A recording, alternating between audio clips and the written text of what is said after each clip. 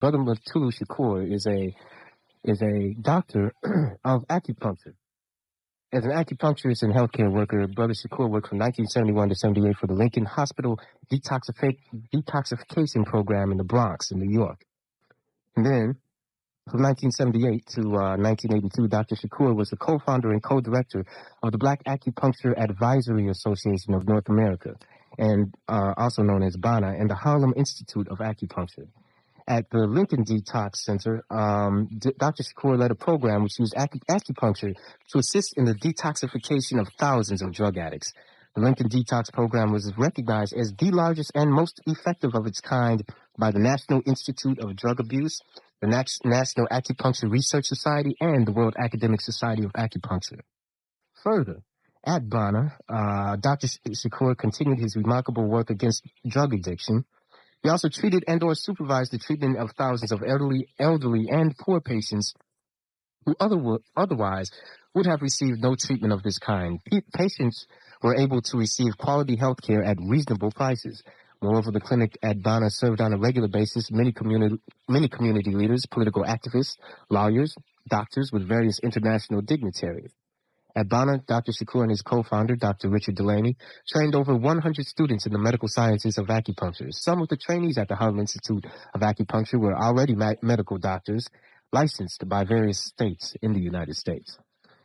Also in the late 1970s, just to tell you a little bit about this brother's proficiency in his field, Dr. Shakur traveled with Dr. Mario Wexu, Director of Education at the International Association of Traditional Chinese Acupuncture in Montreal, to the People's Republic of China, where he observed and studied acupuncture applied as the primary form of medical care. He is not, we're not just talking about someone who, dibbles and dabbles in his field, but he's done some serious research, you know what I'm saying?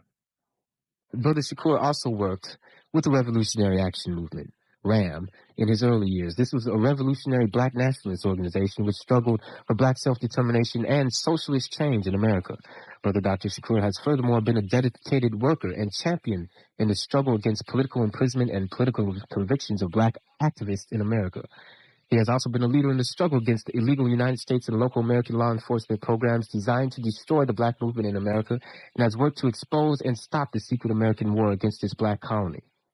Brother Shakur served on the committee to defend Herman Ferguson, a leading black political activist and educator charged with conspiracy in the Ram conspiracy case of the 1960s. Dr. Shakur was a member of the National Committee to Free Political Prisoners. He has worked to legally defend and support political prisoners and prisoners of war like Mario Obedelli, PhD, and the RNA-11, Reverend Ben Savis, and the Wilmington Tinge, Ronald Pratt of the Black Panther Party, Assata Shakur of the Black Liberation Army, Sundiata Kohli also of the Black Liberation Army. He contributed to the development of a petition to the United Nations by the National Conference of Black Lawyers and others.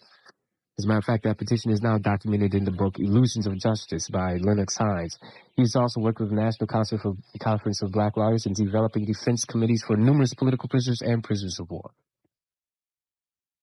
In addition, and I'm running out of breath with this brother's accomplishments, Brother Shakur was most importantly a co-founder and director of the National Task Force for Cointelpro Litigation and Research, which investigated, exposed, and instigated suits against the FBI and other American law agencies for criminal acts, domestic spying, dirty tricks, repression, and counterinsurgency warfare maneuvers against the new African independence struggle and others struggling against oppression in America. When we look at your accomplishments and we look at what you were doing with acupuncture, a lot of people, first off, think, acupuncturist, how is somebody with acupuncture going to serve in the struggle, et cetera, et cetera? Does it usually strike one as the freedom fighter type of thing to do? So could you explain to us how acupuncture fed into your struggle for black liberation? Yes, Brother Sam. First of all, I'd like to thank you and the university for allowing me to talk to the south side of Chicago, people I have not had many opportunities to speak to since I've been incarcerated or since I've come up from being clandestine. it's important for us to understand that the struggle for our liberation is a complete process, and which requires of us to be prepared to address the causes of our oppression. From that context, I have to say that in the 60s, we had the pleasure of feeling like we were going to be free in 73, you know? That used to be a slogan we would say. Yeah. And as the upheavals and the outrage and the rebellion of the 60s was waged, and the struggle between intellectual participation in the movement and the grassroots organizing of the movement began to formulate two lines of the approach to the struggle. Some of us were caught in the period of looking at the community being attacked by chemical warfare. Right. And chemical warfare began to change the state and the attitude of the brothers and sisters who participated in the what we call then the revolution, whether it be the civil rights aspect of integrating into or assimilating into America, or whether it be the revolutionary nationalist aspect of fighting for, in that context and in that period, self-determination and or liberation by nationhood. Mm-hmm. So from that point of view, the ability to fight chemical warfare was a significant contribution that many organizations gave to the liberation movement, because it was at least a physical participation in fighting the ill that the community could still come to the liberation movement for assistance. For example, the Nation of Islam was very instrumental in fighting drug heroin addiction by having homes and clean up houses and sweat out houses all around the country where they could take members of the community who were addicted to drugs and help them cold turkey. So a lot of the nationalist formations and the grassroots formations began to do the same thing. A lot of brothers coming out of the penitentiary, because the penitentiary movement was important. Ex-cons was not what it was today. An ex-con was an individual who gave character, who established the code of conduct in the community. So they began to set up houses, cold turkey houses and the like, to help deal with the problem of drug addiction.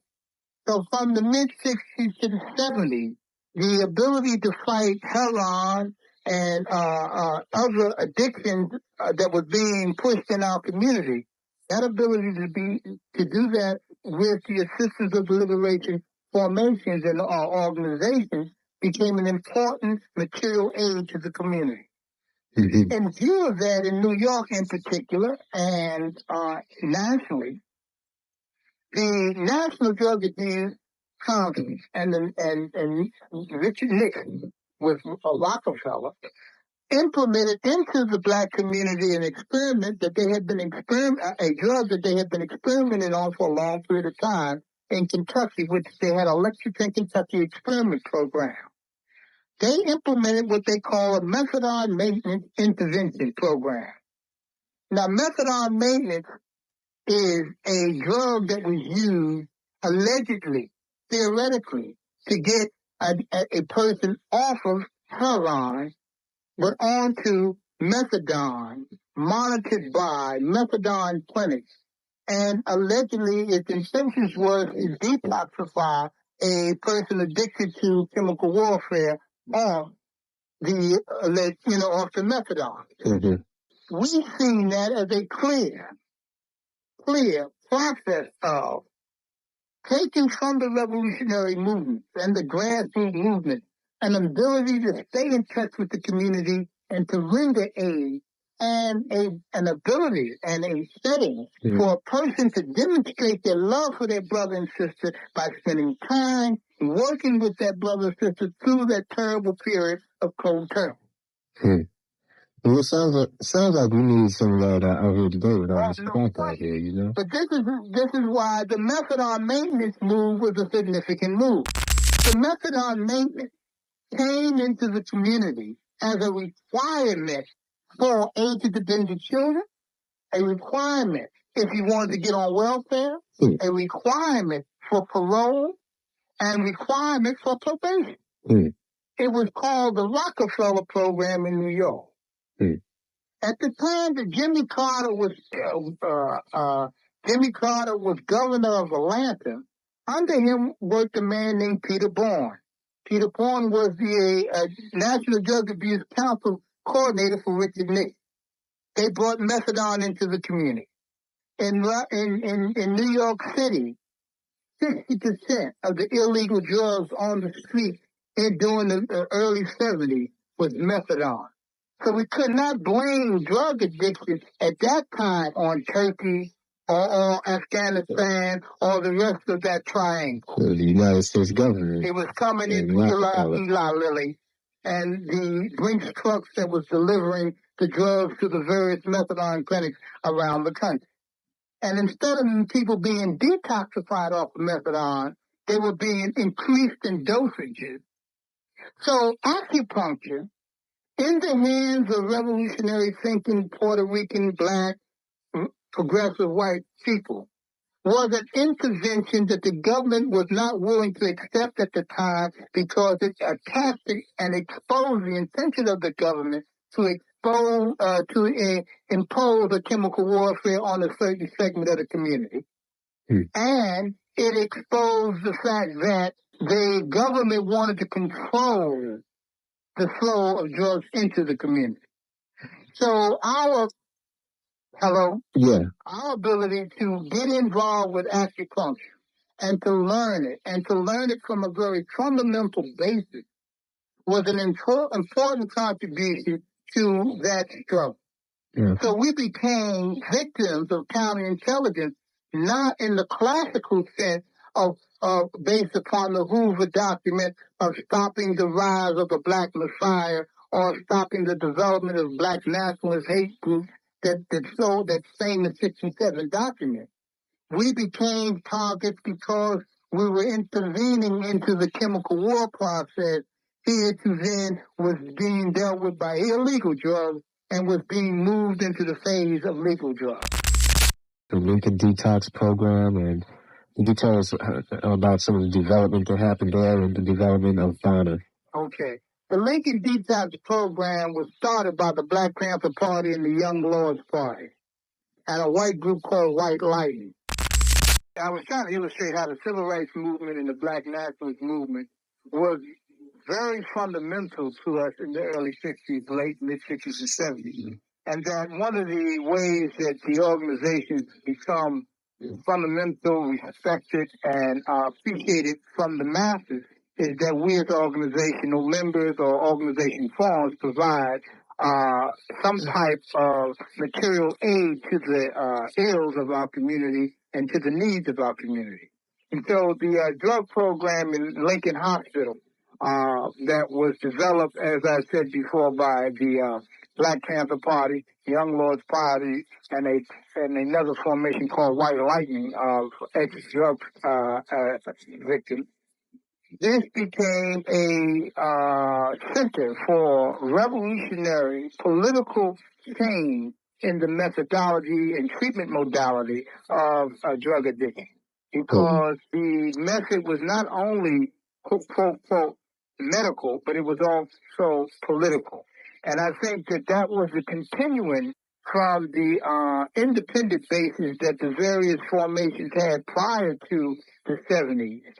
Various organizations, as I mentioned, the Nation of Islam, the RAM and SNCC, and other formations dealing with the problem themselves.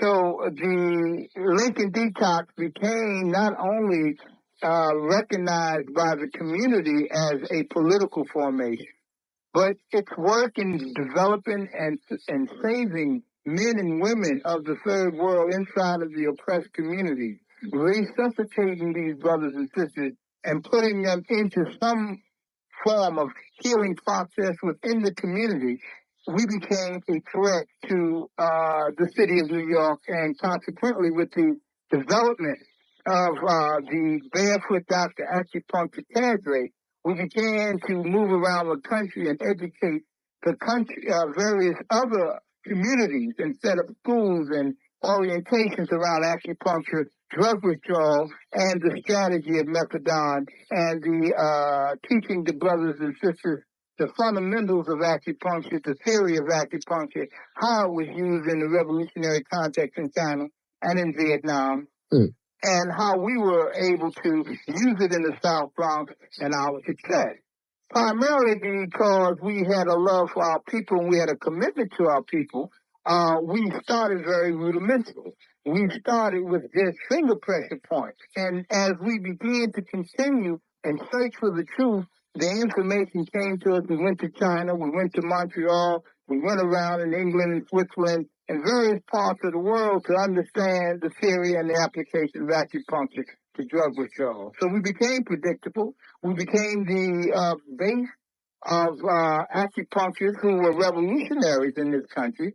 Most of us belonged to various political formations, and we were a part of a cadre of men and women who were not licensed Western doctors, but we were acupuncturists and Oriental medicine. And so therefore we opened up a whole avenue of the standards and the oppression of AMA against Oriental medicine and the whole line of struggle.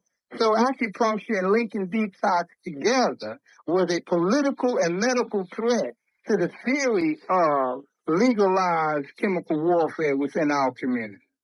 Now that's deep, because the more I find out about, how to take care of one's body, how to get medical treatment, it seems like there was a whole lot of so many concepts involved in what you were doing. The AMA involved, and the concept of Western medicine and pumping drugs into your system, and the toxification of the community, the chemical warfare. This is a part of our history that I guess very few of us have had access to. Now, but I wonder if you could also tell us a little bit about your case and exactly how things came to a head and how you wound up in prison. Ed, one of the things that's got to be clear is that I am a part of the movement. I have been a part of the movement most of my life. Yeah, most of my life. And when I became involved in the Lincoln detox process, I had already been in the Republic of New Africa, the Black Caucus. I've been the supporter of the Ram cases in Queens, New York. I had also been involved in the National Black Political Convention. I was already a political animal.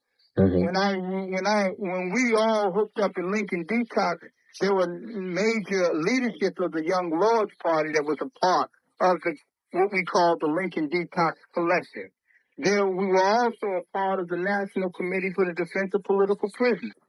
Some of us were a part of, some of the North Americans were part of the Midnight Special. One of the sister Bernadine Dawn was Jennifer Dawn was a part of the Lincoln Detox Collective. So we had a number of politically conscious people involved in carrying out the fundamental process of dealing with the needs of the community.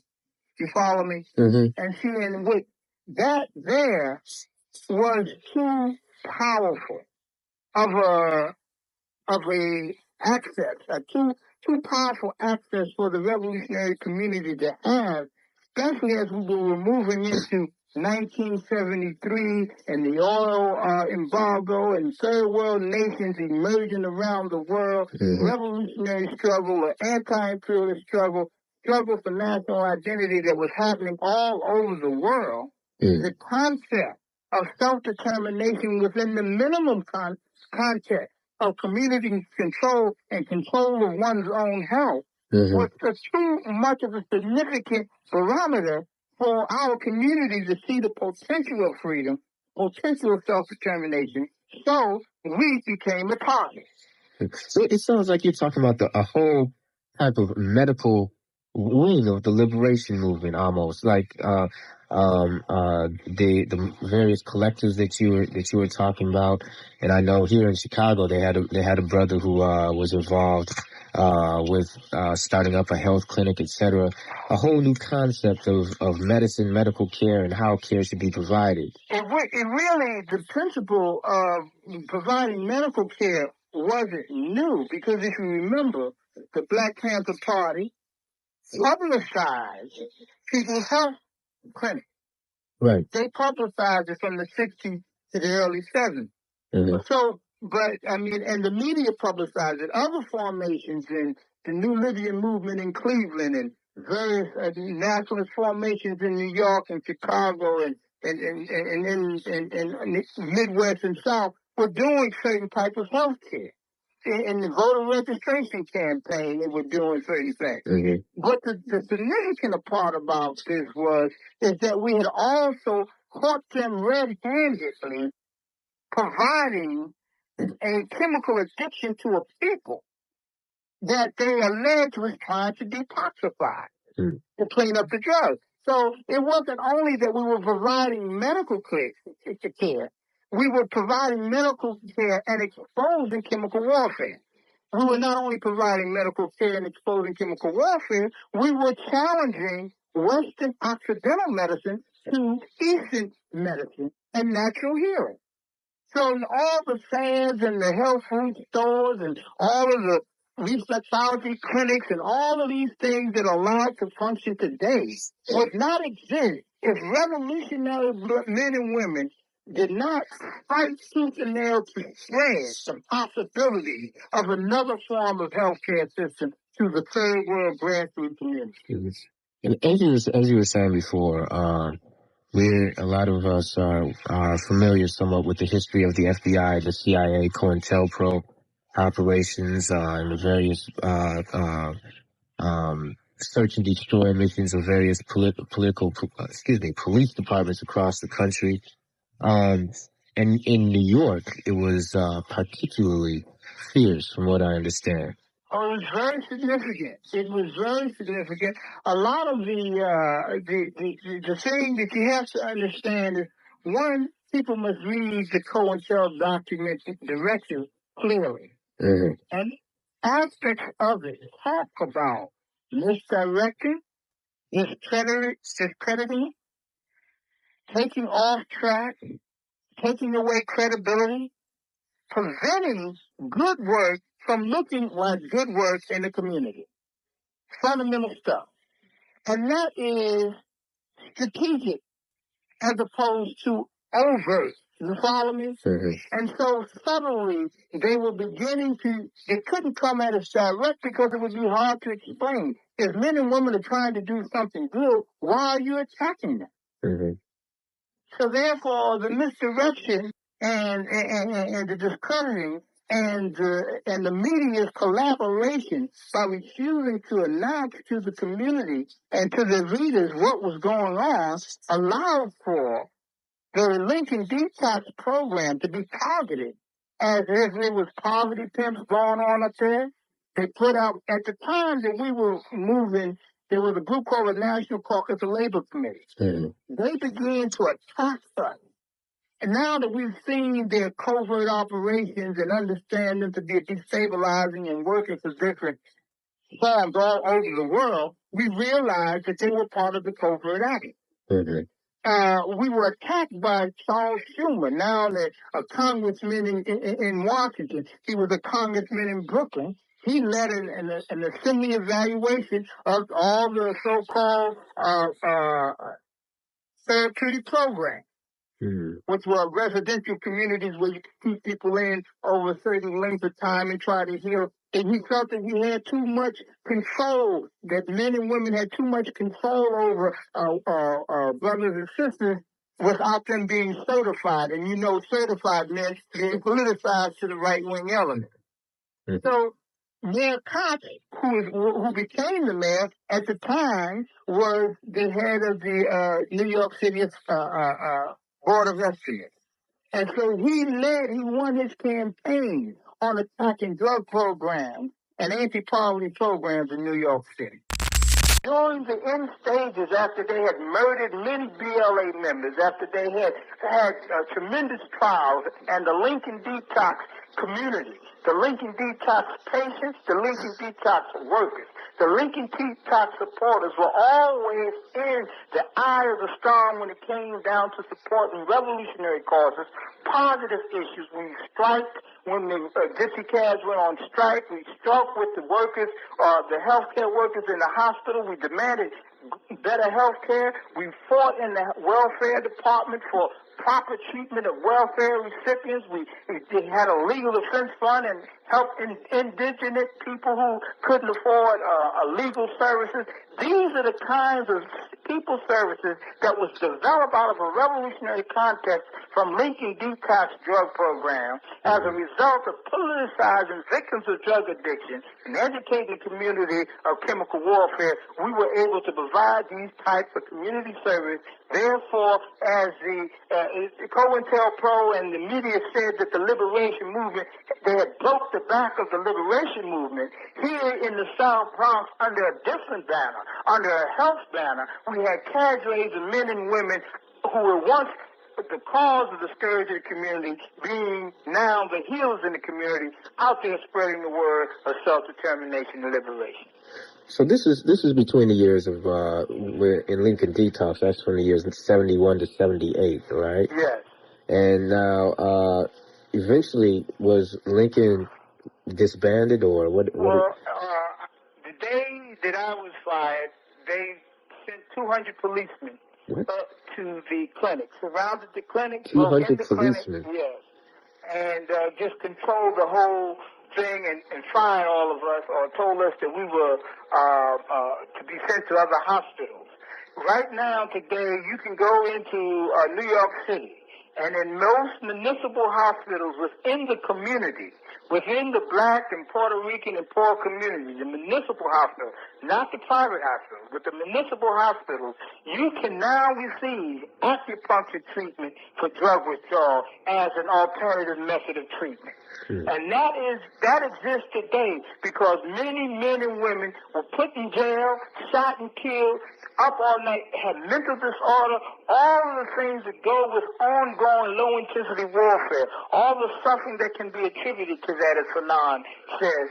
You will find the reason why men and women now can go get acupuncture and alternative health care has to do with that cadre of men and women. And they need to be praised, and that situation needs to be correctly analyzed.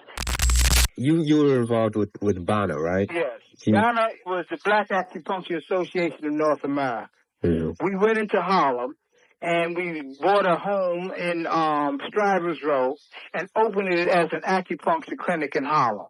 And that clinic began to teach brothers and sisters and others the skill of acupuncture to spread around the country in various segments of the population. And we began to certify them internationally we were open under the International Association of Acupuncture and the World Health Organization. Because I have always been a revolutionary, I've always been a supporter and a member of the liberation movement, nothing changes. The acupuncture clinic was a clinic, and BANA was built on a similar structure as a Lincoln Hospital. It must be political, and any person who was going to learn from our clinic had to be somewhat socially conscious and committed to the fighting the ills of the community. And so acupuncture, BANA became a target just like Lincoln Detox. The only difference is that it was easier to focus on BANA, to isolate BANA, in order for them to deal with this raid on BANA that happened in March of 1982. BANA became a target in a RICO conspiracy. What they allege is that because BANA was providing this kind of health care and insurance companies was not giving money to BANA, because there was a part of another counterintelligence strategy to try to close us down by refusing to pay rightfully due insurance bills to the clinic.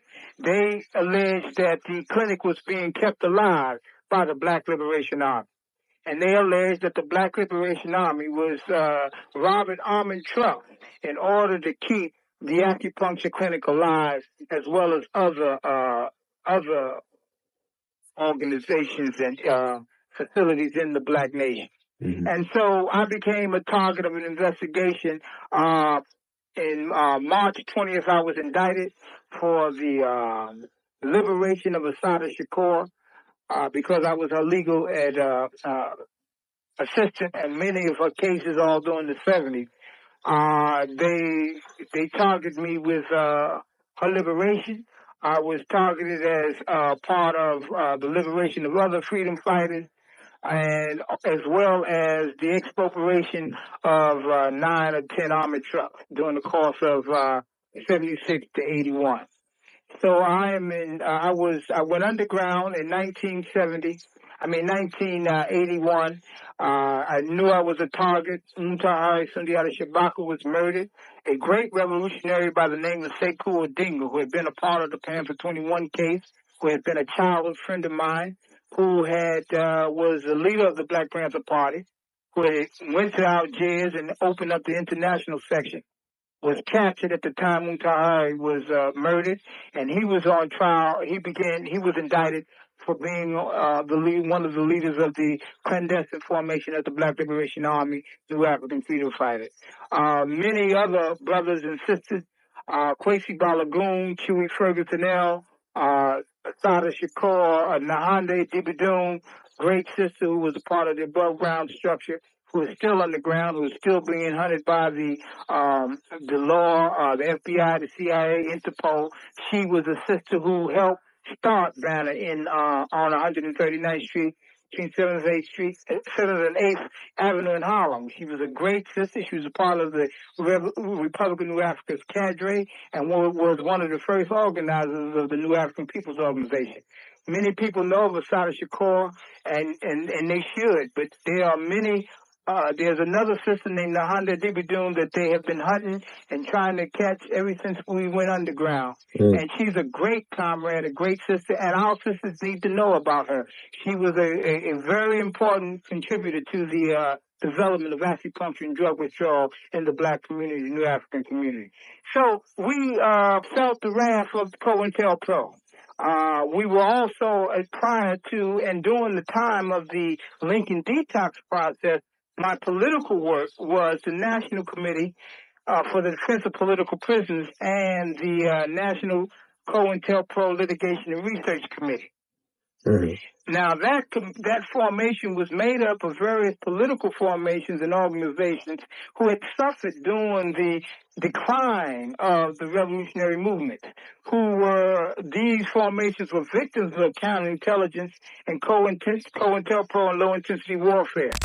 We came together to try to find out why we, of political formations such as the African People's Party, the Republican New Africa, All African People's Revolutionary Party, the black segments of the Black Panther Party, segments of the House of Emotion, how come we could not sit down and unite and further the struggle for human rights of New African people in America, mm-hmm. and for socialist development of our struggle?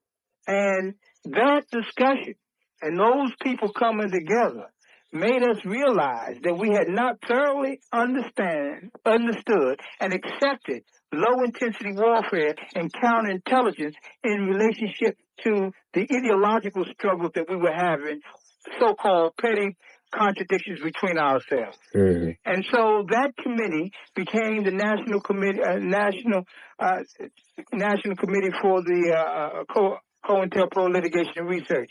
And what we did was begin to go out and look at issues that were dividing us. Excuse me, brother. Give us an idea of what time period you're talking about right now. Now we're talking between 73 and 77. Okay, I just wanted to get that. Right. We're talking about after Assata Shakur was captured, and Zaid Malik was killed, and Shakur was killed, and Sundiata Kohli was captured. Okay, because between 70 and 73, there was complete assassination of BLA members. Mm-hmm. There was assassination of potential organizers within above ground formation. Mm-hmm. There was also false charges and modern thoughts all over the country. Men and women were falling to all kind of various situations. Now, this happened somewhat different than the 67 to, let's say 66, because we have to put in Ahmed Evans and what happened in Cleveland.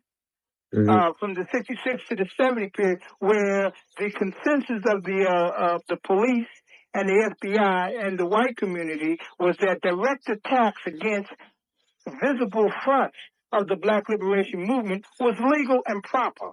You follow me? Yeah. So there's many organizations who had storefronts who were providing various care and office open to the community were being militarily attacked. You follow me? Yeah. And those attacks began to kill the momentum of the visibility of liberation formations within the community.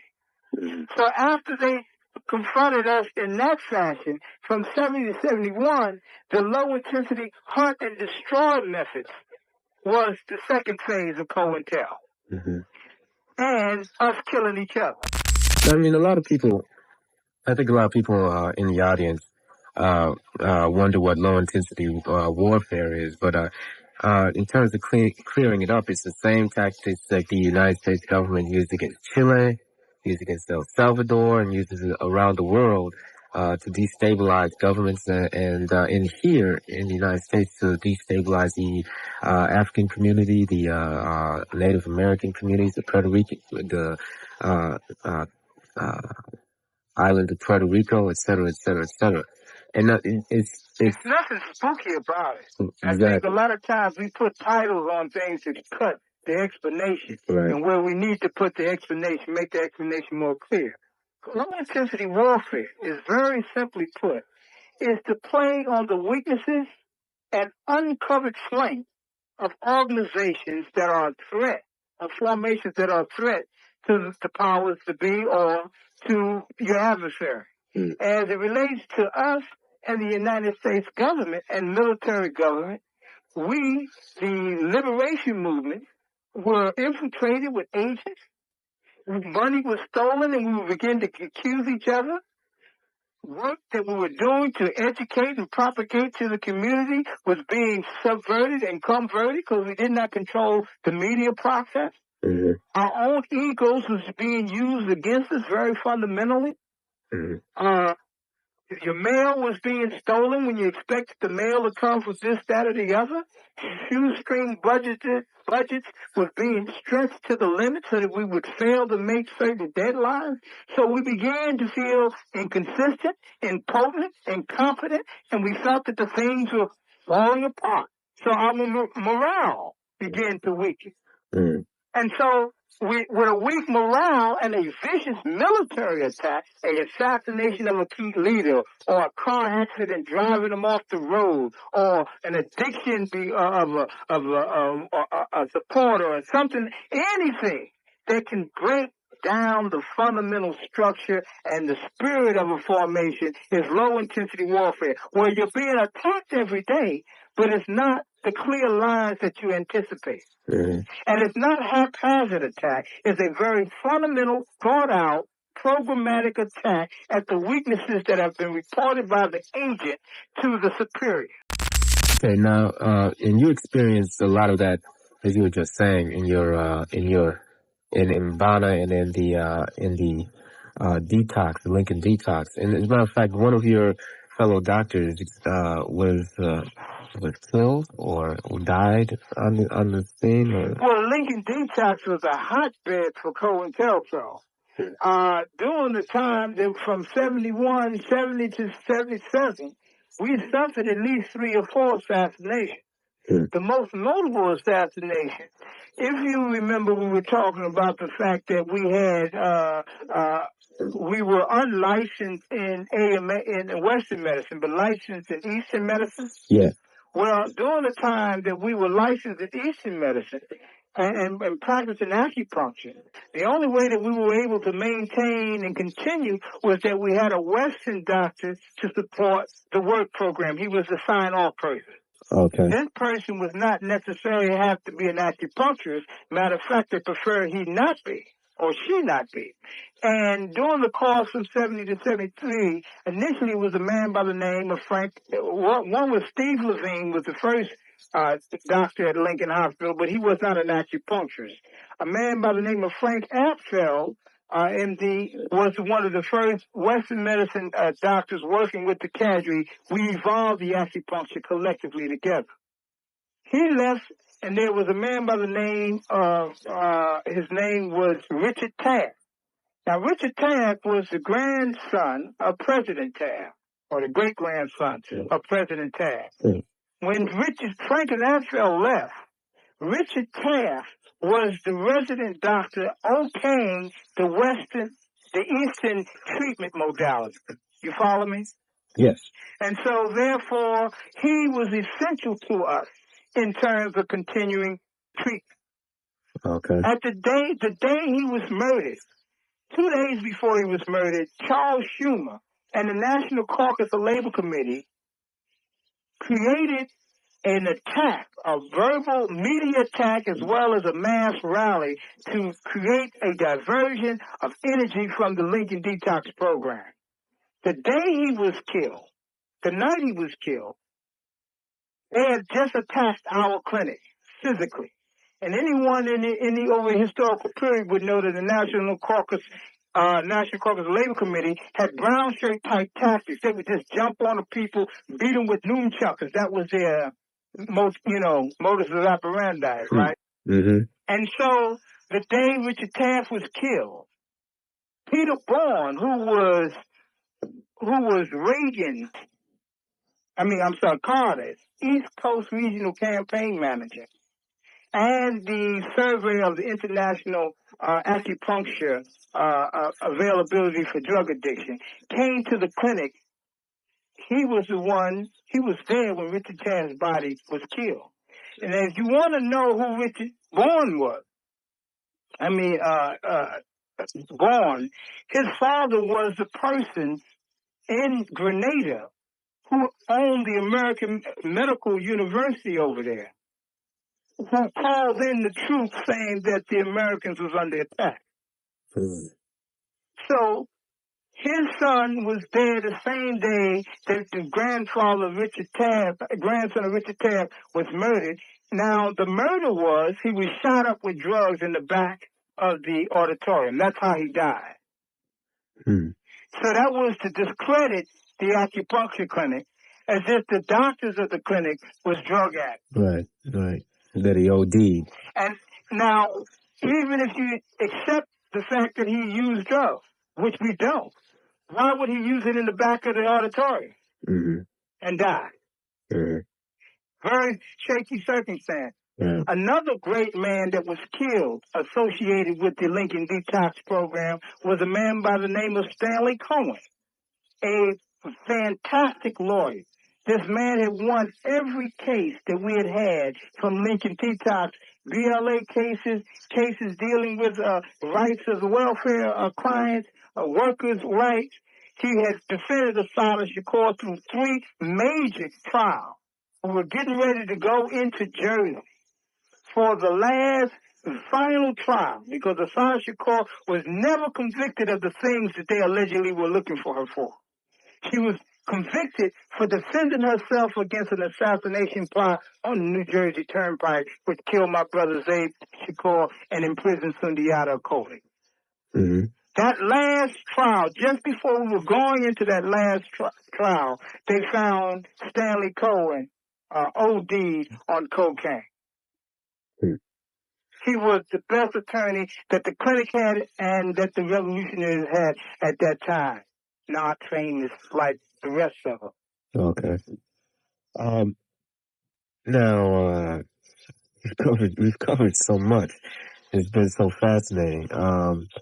The reason why I'm covering all of this is because when you read about me in the big dance, or you read about my POW position in the courts and the stand I take on international law as it relates to our struggle, when I say that I'm a prisoner of war, I'm talking about low-intensity warfare.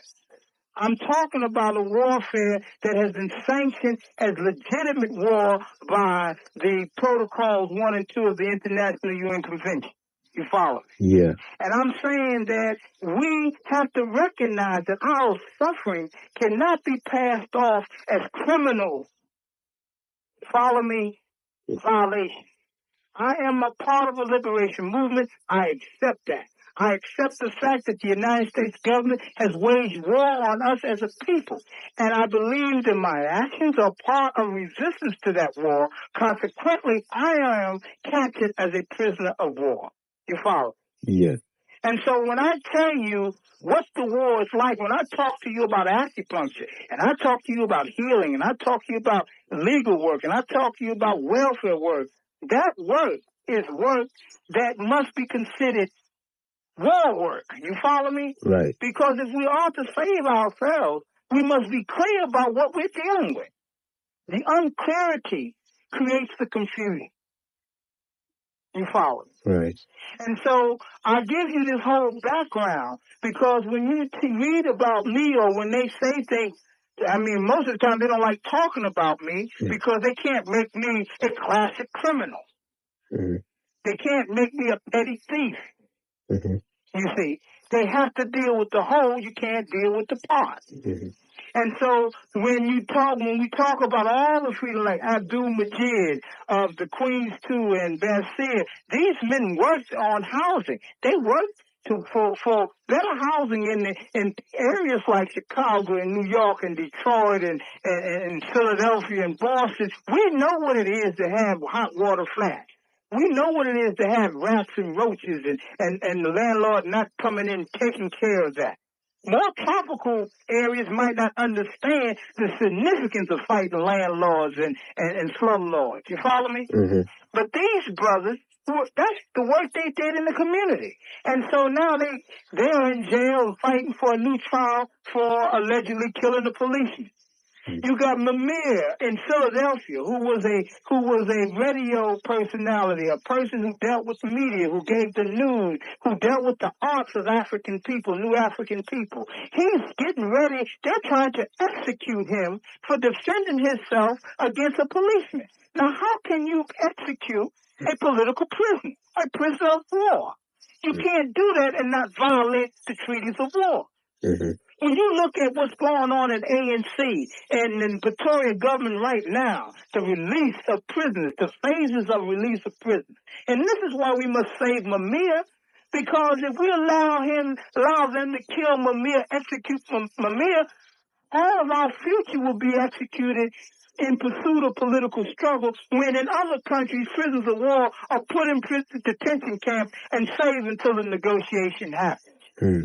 Well, I find that in this country, most people say prisoners of war. Well, you must be talking about those people that Ross Perot is talking about, or somebody, something like that. There aren't any prisoners of war, political prisoners in this country, and I think that's part of the myth that we have to dispel. Well, it's a myth is because our movements, our people who deal with the media, do not interpret our situations properly. Mm. So sure, if there's only one war that people know about, the war against Saddam Hussein, then that's the only war that they're going to refer to. Mm-hmm. The war against drugs, Noriega, then that's the only war they're going to refer to. Mm-hmm. So we have to understand, and we can't charge genocide, we can't charge reparations, if we don't realize that we can't say at the same time that the existence of new African people is a warlike existence inside an oppressive colonized situation. It seems to me that along with the concept of being at war is the concept of nationhood. And when we talk about the concept of nationhood, in context of black people, of new African people, we're talking about a land base on this country. And I wonder if you would tell us, just if you could just elaborate for me how through your struggle you came to become a new African. I mean, what compelled you? What were the things that compelled you to identify yourself as such? Let me just say this. you can't put the heart before the horse, the cart before the horse. Okay. Right? Yeah. The issue is, are we at a state of conflict? If we're at a state of conflict, what is going to be the solution? Okay. You have to first accept there's a conflict. If you don't accept there's a conflict, then you can't fathom a separate nation. And if you do, it's egotistical. Well, I want my own. It's without basis. But if you understand that we do not coexist in a vacuum, that we are in a life and death struggle, that the history of us being brought here and how we're treated since we've been here demands that we come up with some formula to resolve this contradiction, or else our condition and our circumstances might be the cause of the fall of all humanity on the planet Earth. Because we must be free. Now, everybody doesn't agree with that scenario. You follow me? Yeah, that's true. Some people believe that we can formulate a better living and life condition by participating in an integrated political and economic system, cultural system. Uh-huh. Now, I do not think that they're not revolutionary. If they are hell-bent on changing this system and changing the rights of people and forcing this government and developing a new government that integrates everybody into a equal formation and rights for everybody, well then all praises due to Allah. Fine. It still does not deal with the question, where do we find ourselves as new African people brought here as slaves? Mm-hmm. Okay? Right. But even in that society, I will coexist because you allow me to have my own culture, or at least try to find where I'm going. You follow me? Yeah. But I contend that utopia or that possibility for the last 150 years has not come to be. And in the process, we have been dying. And in order for us to understand what it is that we were fighting for, we must label what we're fighting for. And I'm fighting for a nation of new African people, not exclusively, but conclusively our nation that develops a culture that deals with our experience, and that a culture that will allow the exercise of creativity, the potential of every man, woman, and child that enters our nation. So I come to that because I understood that I have to know why I'm fighting and might die, why I sacrifice. Okay. People come to it for different reasons. You follow me? Yeah. And so we can intellectualize it. We can talk about what Malcolm talked about, that all struggle is fought for land. The Turkish struggle, the struggle that you see in Europe, in the world Soviet Union, is a struggle for national identity. That the different nations in the Soviet Union feel that they must have their own land base, they must make their own decisions, and formulate their own policies as it relates to other peoples in the world. And that was the mighty Soviet Union. So are you saying that is not possible in America?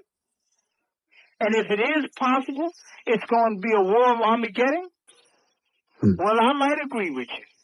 But it does not take away from the fact that you must know why you're fighting and why you're sacrificing and why you might die. Okay. You can't be vague about that. Okay. Because what we're struggling for is the control of the natural resources. And what you saw in Saudi Arabia, Kuwait, and Iraq was a struggle to take a piece of the natural resources that has escaped the U.S. imperialist powers because of the emergence of territorial nationalism. I've heard about the Shakur family. I mean, and I've heard a lot of beautiful, positive things about it. I wonder if you could tell me a little bit about what that family is, or that connection is. Could you? Yeah. I mean, it's out of curiosity. I've just heard a little bit about it. The Shakur family stems from a man by the name of Abba Saladin Shakur. Abba Saladin Shakur was responsible for fathering Mumu Shakur, Zayd Malik Shakur, myself, Sada Shakur, Shakur Dinga, Abdul Majid, Malika Majid, and many other New Africans who were part of the Republic of New Africa and the Black Panther Party. And we were of the Shakur tribe. Abba Shakur was one of the loyal members of the OAU and the Muslim Mosque Incorporated, and a close associate of Brother Malik El-Shabazz. Okay. And now I understand that Brother Tupac Shakur is raising some consciousness through his records. As a matter of fact, I've heard his last record. It was great. Yeah. Tupac is my son. Oh, great. No And kidding. he is being attacked by the powers to be because of his own individuality, his own methods and ways of demonstrating how our lives, the absence of his extended family, me, Lumumba, Zayd, his mother, a great woman, Afeni Shakur, one of the only two women in the Panther 21 case, who defended herself during the Panther 21 case. And one, he was also a very key figure in the national Cointelpro litigation and research formulation, a fantastic worker against housing, and one of the key supporters of political prisoners and prisoners of war during the 70s. We understand that our children, and a lot of things that men, it's interesting you would bring that up, because we've just been talking in the family about how we're going to handle the Quail confrontation. Let us be very clear. It is always admirable to have your children believe what you believe. It's always the legacy you'd like to continue. You feel like you commit yourself, your sacrifice, so that they will know. And we have many children, many of our children. The ex-clan is Sonny Carson's son, Brother Lumumba, a great comrade. This is all our family. But they all have seen what low-intensity war means. My other son, Mutulu, was involved in the Tony thing. Now, him and his brother together. No kidding. Yeah. But what we see is that many of our children suffer in ways that is yet to be analyzed from the intensity of the war that we have been struggling against. And because our community has not accepted that as a reality, and because we're in jail, we're not able to give our family what you might give, not you personally, but what they might be able to do in the confines of their home, and expounding the culture and going back to the Egyptology and the history of the Nile and the great cultural lessons that our children are getting. They always seem to forget to give the real or research the struggle, the contemporary struggle that a major part of our people played a part in the 50s, 60s, 70s, 80s, and 90s. And because we forget that, our children, who are directly connected to the intensity of the war, are constantly evaluating the consequences. That's it. And the way that they respond to the repression, oppression, sometimes might not be what we want them to do. But we have begun to understand what the residue of war means. Just like the people and the fathers and mothers in Angola whose children have been shooting their mothers and shooting their fathers at the orders of Zimbabwe. Just like in South Africa, where necklaces was required to rid the townships of informers. Just like the killings and beatings of young kids that are in the ANC and PAC. We will have to see in another generation how that has affected after the Soweto riots, how did that affect the masses of people? Are we immune to life and death? Does that mean we lose our passion for living? Is that why we see the killing of old ladies and the drive-by shootings of innocent children and the lyrics, explaining phenomena heretofore not connected to the principles of our community? We must make that analysis. And when you make that analysis, I think that the audience will agree that we have a serious problem, and you cannot call it genetic, like they're trying to evaluate our children and say that we're violent prone. And if we allow that, you're going to allow the gas chambers. Right. If you allow every child to be fingerprinted and footprinted, you're going to allow the gas chambers. If you do not understand that the Tuskegee experiment about the sex and allowing men to walk around with syphilis for 30 and 40 years, and then we come up with AIDS. If you don't see it, Yeah, what can you say? It's nothing. So, we all go to the next level with a different understanding. Yeah. You see, so, those are our children. And, KRS-One and MC Light and all of the rappers, Brother Prince and all of these people are yelling out what they see as a political reality. But for lack of a structure, and you have to accept the fact that Minister Farrakhan and the Nation of Islam are overtly courting and supporting Ice-T and Ice Cube, and rightfully they should. They should. And you got to admire that. But we must do the same. Not we meaning separate from the Nation of Islam, but a non-religious formation must clearly embrace and support and protect the griot of the youth of today. I talk about, on the air sometimes, talk about the history that you didn't get from Eyes on the Prize. Oh, no question. You know what I'm saying? But it's a good foundation. It's a good foundation. I think what is missing from the Eye on the Prize is the filler. How did Willie Rich get to, Black Power? And how did the struggle between SNCC develop? And how did the love that you've seen between Martin and Kwame Ture, even though they disagree practically? Yeah. I think it's important to see that when the Deacon's Defense for Defense was securing the men and women marching from